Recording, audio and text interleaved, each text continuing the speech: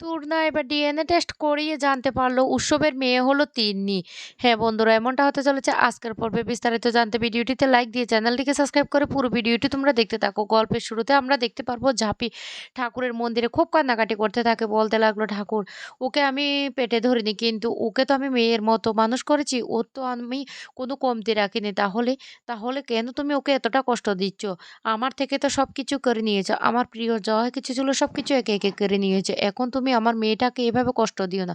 ওর সমস্ত কষ্ট আমাকে দাও। এ বলে যখন কান্না করছিল তখনই উৎসব রায়চৌধুরী সেই অ্যাক্সিডেন্টের পেশেন্টটাকে নিয়ে হাসপাতালে চলে আসে। কিন্তু কেউ কাউকে দেখতে পায়নি। উৎসব তখন ডাক্তারবাবুর কাছে এসে বলতে লাগলো ইমিডিয়েটলি ওকে যেন অপারেশনটা করে। ডাক্তারবাবু তখন বলতে লাগলো, ঠিক আছে, আজকাল তো এমন হয় না।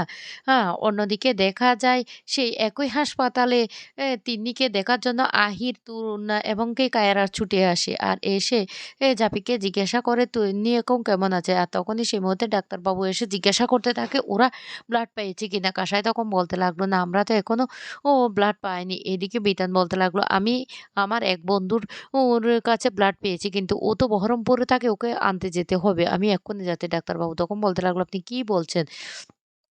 এখন যাবেন ওকে আনতে? এদিকে রোগীর অবস্থা খুবই খারাপ। এক্ষুনি ব্লাড দিতে হবে। এক্ষুনি ওদেরকে ব্লাড দিতে হবে। না হলে ওকে বাঁচানো যাবে না।" অন্যদিকে দেখা যায় আহিরা এসে রিসেপশনে জানে যে তিন্নিরা কোন উন যে কেবিনে আছে। আর সেটা জেনে ওরা ছুটে আসে সেখানে। আর সেখানে এসে জাপিকে জিজ্ঞাসা করতে থাকে তিন্নির অবস্থা। কিন্তু কাসা তখন বলতে লাগলো, "তিন্নির অবস্থা খুবই খারাপ। তিন্নির ইমিডিয়েটলি ব্লাড দিতে হবে।" কিন্তু তারা এত কষ্ট করেও কোথাও ব্লাড খুঁজে পাচ্ছে না। তাই তিন্নিকে এর অবস্থা এখন আস্তে, আস্তে করে খারাপের দিকে চলে যাচ্ছে। তিন্নির রক্তের গ্রুপ এবি নেগেটিভ। আর এই কথাটা শোনার সাথে, সাথে কায়েরা তখন বলতে লাগলো, "দাদাভাইয়েরও তো একই গ্রুপের রক্ত। এখন যদি ঠাকুর দাদাভাই এখানে চলে আসতো তাহলে তো তিন্নিটা সুস্থ হয়ে যেত।" অন্যদিকে তুর্না তখন বলতে লাগলো, "ভালোই হয়েছে। এখন আর ব্লাড পাওয়া যাবে না। আস্তে, আস্তে করে মেয়েটা শেষ হয়ে যাবে। আমার না খুব আনন্দ লাগছে। এবার আমি মনে হয় জিতে যাবো।" এদিকে ঝাঁপি তো কান্নাকাটি কিছুতেই থামছে না। কাসাই তখন বলতে লাগলো, "ওই ঝাঁপিদি, তুমি এমনভাবে কান্না করছো কেন? মা ছাড়া লক্ষ্মী দেখবে, সব ঠিক করে দেবে। দেখবে ব্লাডের ব্যবস্থা হয়ে যাবে। তুমি কান্নাকাটি করো না।" ঝাঁপি তখন বলতে লাগলো, "আমার মেয়েটাকে ভগবান এত শাস্তি দিচ্ছে কেন? আমাকে যা শাস্তি দেওয়ার নিক। এভাবে আমার মেয়েটাকে শাস্তি দিচ্ছে।" এদিকে আহির বলতে লাগলো, "যা হওয়ার হয়ে গেছে। আমাকে এবার উৎসবদাকে খবরটা জানিয়ে দিতে হবে। কারণ উৎসবদারও তো একই গ্রুপের রক্ত। অন্ততপক্ষে উৎসবদা খবরটা জেনে নিক।" এই বলে যখন ফোনটা করতে যাবে তখনই তূর্ণা এসে বলতে লাগলো, "আহির, কাকে ফোন করছো?" আহির তখন বলতে লাগলো, "তুমি যাকে সন্দেহ করছো আমি তাকে ফোন করছি। আমি না তোমার কথা শুনবো না। একবার তোমার অনুরোধ রেখেছি, আমি আর তোমার অনুরোধ রাখতে পারবো না। আমার মনে হচ্ছে এটা উৎসবকে জানানো দরকার।" এই বলে ফোনটা করতে যায়। তখনই তূর্ণা বলতে লাগলো, "এবার আমি কি করব? হে ঠাকুর, যাতে ফোনটা কিছুতেই না লাগে। না হলে তো ও খবর পেয়ে উৎসব ছুটতে, ছুটতে হাসপাতালে চলে আসবে। না, আমি এটা কিছুতেই হতে দেব না। যেন ফোনটা না লাগে।" অন্যদিকে কায়েরা তখন বলতে লাগলো, "এত ব্যস্ততার মধ্যে দিয়ে তো আমি ওকে একটা খবর দিইনি। না, আমাকে ওকে একটা খবর দিতে হবে।" এদিকে আহির যতবার ফোন করে ফোনটা কিছুতেই লাগে না। অন্যদিকে ডাক্তারবাবু উৎসব রায়চৌধুরী অত্যন্ত প্রশংসা করতে থাকে আর বলতে লাগলো, "আজকালকার যুগে তো কেউ কাউকে এরকম হেল্প করে না। সেখানে কেউ মোবাইলে ছবি তুলে, কেউ দাঁড়িয়ে, দাঁড়িয়ে দেখতে থাকে। আর সেই জায়গায় আপনি ওকে হাসপাতালে নিয়ে এসেছেন।" উৎসব তখন বলতে লাগলো, "এটা আমার কর্তব্য। তাই আমি ওকে নিয়ে এসেছি।" এরপরে উৎসব বলতে লাগলো, "ও তাহলে আমরা এখন বেরিয়ে পড়ি।" এই বলে তার ড্রাইভারকে নিয়ে বেরিয়ে পড়ে। অন্যদিকে কায়েরা বলতে লাগলো, "ও এই জায়গায় তো নেটওয়ার্ক নেই। আমাকে তো ওকে খবরটা দিতে হবে।" এই বলে ফোন করার বারবার চেষ্টা করে, কিন্তু নেটওয়ার্কের জন্য ওরা কেউ কারো কোনো কথা শুনতে পায় না। এদিকে বিতানও বলতে লাগলো, "আমি তো ওকে একবারের জন্য খবরটা দিইনি। ও তো চিন্তা করছে, না ওকে খবরটা দিয়ে দিই। আমি একটা বিপদে পড়ে গেছি।" কিন্তু কারো কেউ কোনো কথা শুনে না। তখনই কায়েরা বলতে লাগলো, "না, না, আমাকে বাইরের দিকে গিয়ে ওকে ফোনটা করতে হবে। আমি তো ওর কোনো কথাই শুনতে পাচ্ছি না।" এই বলে বাইরের দিকে বের হতে যাবে কায়েরা, আর তখনই উৎসবও ও ও সে হাসপাতাল থেকে বেরিয়ে যাবে। আর সেই মুহূর্তে দুজনের ধাক্কা লেগে যায়। কায়েরাকে দেখে তো রীতিমতো চমকে যায় উৎসব। উৎসব তখন বলতে লাগলো, "তুই এখানে? মম-ড্যাড ঠিক আছে তো?" তখন কায়েরা বলতে লাগলো, "হ্যাঁ, ওরা ঠিক আছে। ওদের কিচ্ছু হয়নি। তিন্নি অ্যাক্সিডেন্ট করেছে।" উৎসব তো তখন প্রচন্ড ওরকম রেগে যায় আর বলতে লাগলো, "কি বলছিস তুই এসব?" এদিকে ডাক্তারবাবু বলতে লাগলো, "আপনারা কি এখনো ব্লাডের জোগাড় করতে পারেননি?" তখন ঝাঁপি কান্না করতে থাকে আর বলতে লাগলো, "আমার মেয়েকে কি কেউ এসে একটু রক্ত দিয়ে বাঁচাবে না?" তখন উৎসব সেখানে এসে বলতে লাগলো, "আমি বাঁচাবো।" উৎসবকে দেখে তো তূর্ণা রীতিমতো চমকে যায় আর বলতে লাগলো, "কি ব্যাপার? আর কি করে উৎসব এখানে আসলো? আমি তো কিছুই বুঝতে পারছি না ওদের দুজনের মধ্যে এতটা মিল আর দুজনের ব্লাড গ্রুপও একই। না, না এটা হতে পারে না। এদিকে ঝাঁপিরও সন্দেহ হতে থাকে। ঝাঁপি তখন বলতে লাগলো ওদের দুজনের এ আর ব্লাড গ্রুপ এক। আমার আ দীপেরও যে ব্লাড গ্রুপ আর ওরও একই। আমারও না এবার একটু সন্দেহ হচ্ছে। এদিকে তো উৎসব প্রচন্ড রেগে যায় জাপির উপরে। জাপিকে বিভিন্ন ধরনের কথা শোনাতে থাকে। মা হতে গেলে নাকি যোগ্য হতে হয়। ঢাল হয়ে মেয়ের পাশে দাঁড়াতে হয়। জাপি নাকি কিছুই করেনি। কিন্তু জাপি কোনো কথাই বলে না। আর তখন কাসাই কিছু বলতে গেলে জাপি কাসাইকে কিছু বলতে দেয় না।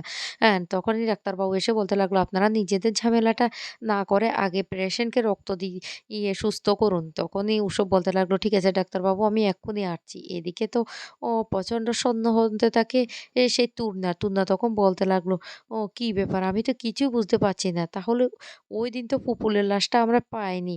আ অনেক খুঁজেছে আমার লোকেরা। এমনকি হাসপাতাল থেকে শুরু করে অনাথ আশ্রম সমস্ত জায়গায় ওরা খুঁজেছে কিন্তু কোথাও খুঁজে পায়নি। তাহলে কি পুপুল বেঁচে আছে? ওই তাহলে উৎসবের মেয়ে? না, না আমার কেমন একটা সন্দেহ হচ্ছে। আমি কি ভুলভাল ভাবছি? না, না আমার কিছু করতেই হবে। আমার মনে হয় ওদের দুজনের মধ্যে ডিএনএ টেস্ট করাতেই হবে। আমার সন্দেহ হয়তো ঠিক নাও হতে পারে কিন্তু আমি এভাবে রিস্ক নিতে পারব না। আমার মনে হয় ওইদিন যেহেতু পুপুলের লাশটা আমরা খুঁজে পাইনি, ওই সেই মেয়ে। না হলে ওদের দুজনের মধ্যে এতটা বন্ডিং কি করে হতে পারে? এতটা বন্ডিং এমনকি একই রেয়ালের ব্লাড গ্রুপ সেটা কি করে হতে পারে?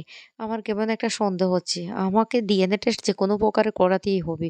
এদিকে উৎসব ব্লাড দিতে চলে যায়। আর উৎসব ব্লাড দিতে থাকে আর সেই তিন্নি দুষ্টুমির কথাগুলি বারবার ভাবতে থাকে। অন্যদিকে ঝাঁপি আর কাঁসা বাইরে দাঁড়িয়ে দেখতে থাকে। কাঁসাই তখন বলতে লাগলো, "ও ঠিক কথা বলেছিস ঝাঁপি। আমি তো রাগের মুহূর্তে অনেক কথা ওকে বলে ফেলতাম। সত্য হলো আমি ওকে দাদা হিসাবে মেনে নিয়েছি। তুই যাই কিছু বলিস না কেন?" ঝাঁপি তখন মনে, মনে বলতে লাগলো, "আমারও তো এখন সন্দেহ হচ্ছে ওই মানুষটাকে নিয়ে। এ আর ও কি তাহলে আমারই দ্বীপ? না হলে দুজনের ব্লাড গ্রুপ কি করে এক হতে পারে? হ্যাঁ, দেখতেও অবিকল এক হতে পারে।" আর তখনই ঝাঁপি খুব খুশি হয়ে যায়। ঝাঁপি খুশি হয়ে দাঁড়িয়ে দেখতে থাকে তার মেয়ে সুস্থ হয়ে যাচ্ছে। এদিকে তুর্না প্ল্যান করতে থাকে কিভাবে ওদের দুজনের স্যাম্পল জোগাড় করে ডিএনএ টেস্টটা করানো যাবে। তখনই তুর্না বলতে লাগলো, "আমাকে ডাক্তারের সাথে কথা বলতে হবে। যেকোনো প্রকারে ডাক্তারকে টাকা দিয়ে আমাকে ওদের ডিএনএ টেস্টটা করাতে হবে। কিন্তু সেটা উৎসবও জানে না এমনকি জাবেরাও জানে না। এদিকে উৎসব তখন বলতে লাগলো, "আমি আমার নিজের সন্তানকে বাঁচাতে পারিনি। কিন্তু এইভাবে একটা ছোট্ট বাচ্চার জীবন নষ্ট হয়ে যেতে আমি দেব না।" তারপরে উৎসব ব্লাড দিয়ে বাইরে এসে ঝাঁপির কাছে ক্ষমা চাইলে ঝাঁপি তখন বলতে লাগলো, "আপনি কেন ক্ষমা চাইছেন? আপনি আমার মেয়েকে রক্ত দিয়ে বাঁচিয়েছেন। আপনি কেন ক্ষমা চাইছেন?" তখনই উৎসব বলতে লাগলো, "আমি আপনার সাথে অনেক দুর্ব্যবহার করেছি।